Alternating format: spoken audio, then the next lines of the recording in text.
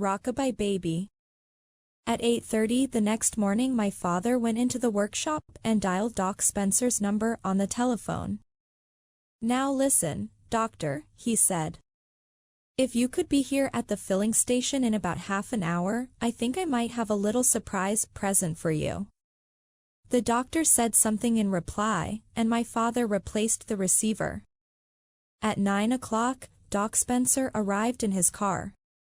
My father went over to him and the two of them held a whispered conversation beside the pumps.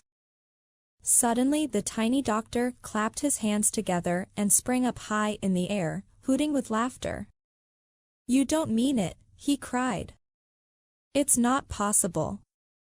He then rushed over to me and grasped my hand in his. "I do congratulate you, my dear boy," he cried, pumping my hand up and down so fiercely it nearly came off. What a triumph! What a miracle! What a victory! Now why on earth didn't I think of that method myself? You are a genius, sir. Hail to thee, dear Danny, you're the champion of the world. Here she comes, my father called out, pointing down the road.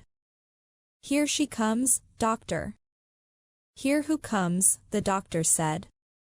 Mrs. Clipstone. He spoke the name proudly, as though he were a commander referring to his bravest officer. The three of us stood together beside the pumps, looking down the road. "Can't you see her?" my father asked. Far away in the distance I could just make out a small figure advancing towards us. "What's she pushing, Dad?" My father gave me a sly look. "There's only one way of delivering pheasants safely," he said, "and that's under a baby." "Isn't that right, doctor?" "Under a baby?" Doc Spencer said. "Of course. In a pram with the baby on top." "Fantastic," the doctor said. "My old dad thought that one up many years ago," my father said, "and it's never been known to fail yet." "It's brilliant," Doc Spencer said. "Only a brilliant mind could think of a thing like that." "He was a brilliant man," my father said. "Can you see her now, doctor? And that'll be young Christopher Clipstone sitting up in the pram. He's 1.5. A lovely child. I birthed him," Doc Spencer said. "He weighed 8 pounds 3 ounces. I could just make out the small dot of a baby sitting high up in the pram, which had its hood folded down. There's more than 100 pheasants under that little nipper," my father said happily. "Just imagine it. You can't put 100 pheasants in a child's perambulator." Doc Spencer said. "Don't be ridiculous." "You can if it's been specially made for the job," my father said. "This one is built extra long and extra wide, and it's got an extra deep well underneath. Listen, you could push a cow around in there if you wanted to, let alone 100 pheasants and a baby." "Did you make it yourself, Dad?" I asked. "More or less, Danny. You remember when I walked you to school and then went off to buy the raisins?" "The day before yesterday," I said. "Yes. And after that I went straight on to the vicarage and converted their pram into this special extra-large poacher's model. It's a beauty, really it is. You wait till you see it. And Mrs. Clipstone says it pushes even easier than her ordinary one. She did a practice circuit with it in her backyard as soon as I'd finished it." "Fantastic," the doctor said again. "Absolutely fantastic. Normally," my father went on, "an ordinary bought pram is all you'd ever need. But then no one's ever had over 100 pheasants to deliver before now." "Where does the baby sit?" the doctor asked. "On top, of course," my father said. "All you need is a sheet to cover them and the baby sits on the sheet. A bunch of pheasants makes a nice soft mattress for any child." "I don't doubt it," the doctor said. "He'll be having a very comfortable ride today, young Christopher," my father said. We stood beside the pumps waiting for Mrs. Clipstone to arrive. It was the 1st of October and one of those warm windless autumn mornings with a darkening sky and a smell of thunder in the air. What was so marvelous about my father, I thought, was the way he always surprised you. It was impossible to be with him for long without being surprised and astounded by one thing or another. He was like a conjurer bringing things out of a hat. Right now it was the pram and the baby. In a few minutes it would be something else again, I felt sure of that. Right through the village bold as brass, my father said. Good for her. She seems in an awful hurry, Dad, I said. She's sort of half running. Don't you think she's sort of half running, Dr. Spencer? I imagine she's just a bit anxious to unload her cargo, the doctor said. My father squinted down the road at the approaching figure. She does appear to be going a bit quick, doesn't she? He said carefully. She's going very quick, I said. There was a pause. My father was beginning to stare hard at the lady in the distance. Perhaps she doesn't want to be caught in the rain, he said. I'll bet that's exactly what it is. She thinks it's going to rain and she doesn't want the baby to get wet. She could put the hood up, I said. He didn't answer this. She's running. Doc Spencer cried. Look. It was true. Mrs. Clipstone had suddenly broken into a full sprint. My father stood very still, staring at her.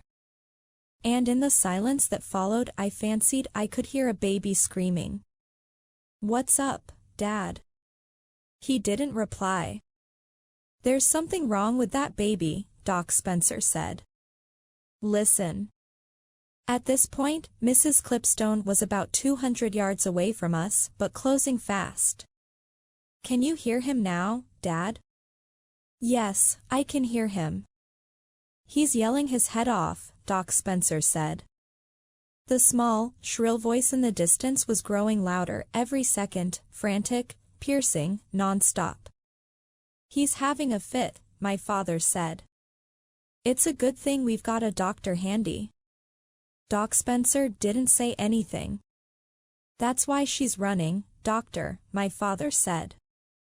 He's having a fit and she wants to get him in here quick and put him under a cold tap. Some noise, I said. If it isn't a fit, my father said, you can bet your life it's something like it. I doubt it's a fit, the doctor said. My father shifted his feet uneasily on the gravel of the driveway. There's 1,001 different things keep happening every day to little babies like that, he said. That's right, isn't it, doctor? Of course, Doc Spencer said. Every day. I knew a baby once who caught his fingers in the spokes of a pram wheel, my father said. It cut them clean off. The doctor smiled. Whatever it is, my father said, I wish to heavens she'd stop running. It'll give the game away. A long lorry loaded with bricks came up behind the pram and the driver slowed down and poked his head out of the window to stare. Mrs. Clipstone ignored him and flew on. She was so close now I could see her big red face with the mouth wide open, panting for breath. I noticed she was wearing white gloves on her hands, very prim and dainty. And there was a funny little white hat to match perched right on the top of her head, like a mushroom. Suddenly, out of the pram, straight up into the air, flew an enormous pheasant. My father let out a cry of horror.